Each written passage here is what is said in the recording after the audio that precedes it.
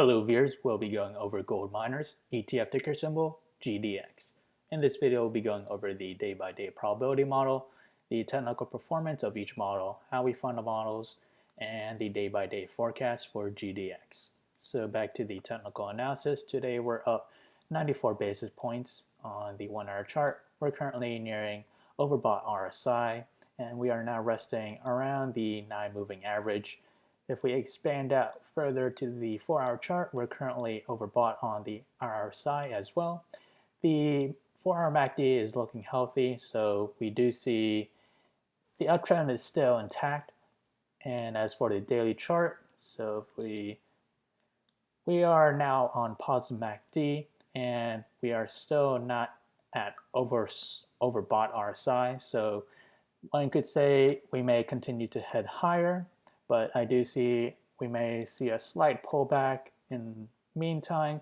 So the next support that I see will be around the price of, I would say, where we made previous resistance back in March 6th and also in June 3rd.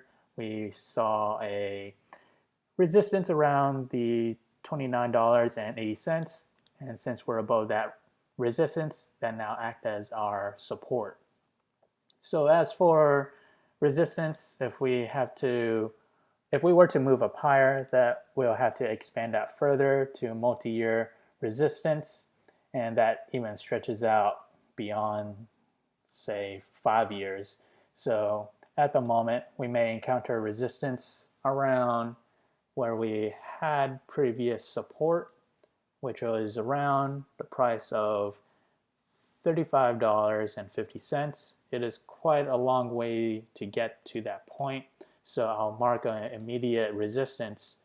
So we did make a slight resistance around, I would say, back in February 24th on the weekly. So if we make it into a daily chart, we did not break above, or we reversed from $31.80.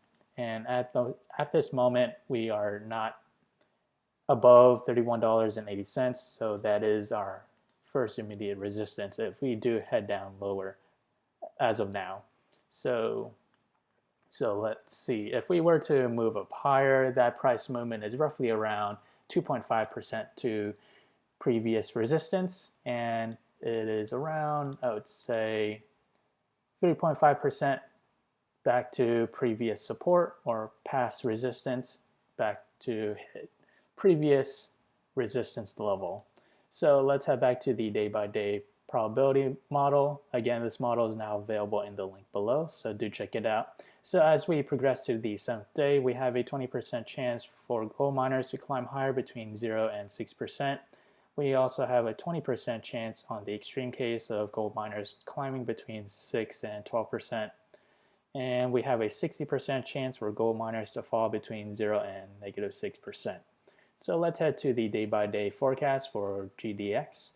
So we have 1 day out, 2 days out, 3 days out, 4 days out, 5 days out, 6 days out, and 7 days out. So which one of these models we should focus on? Ideally, the model that is best matched to the current trend. Right here we have the current trend as a blue line, or line graph, and overlapping it is the trend that I believe is the best match, and that trend dates back to April 25th, 2013 to July 22nd, 2013. So let's compare why these two charts are similar. So we have the current trend right here and the 2013 trend below here.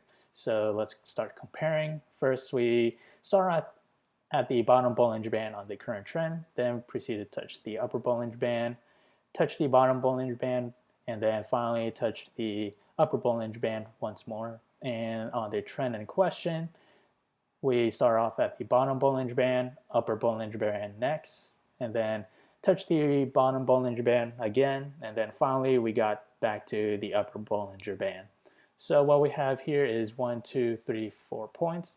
We also have 1, 2, 3, 4 points on the current trend. So there's reason to believe if the trends and patterns are the same, the outcome and forecast should be fairly the same. So the model that we just examined was April 25th, 2013 to July 22nd, 2013. Back then, gold miners was down roughly around 1.9%. so slightly to the downside. And if we head back to the day-by-day probability table, that coincides with a 60% chance for gold miners to fall between 0 and -6%. So let's examine on the technical performance of each trend. So what we have here is the current trend. We are up 0% from monthly high, 39% from monthly low, up 18% from 10 simple moving average, up 25% from 20 simple moving average, and up 18% from 50 simple moving average. And now the trend that we just examined, April 25th, 2013 to July 22nd, 2013, it was down 11% from monthly high, up 19% from monthly low, up 10% from 10 simple moving average, and up 13% from 20 simple moving average, and up 3% from 50 simple moving average. So compared between these two trends, this trend is much more, we are much further away from the simple moving average. Compare that to these 18% and 3% on the 50 moving average, and we're at the recent monthly high, so this has more room to head up higher, so do take that into consideration. Again, this model is now available in the link below, so do check it out. If you enjoy this content, feel free to like, comment, subscribe, and thank you for watching.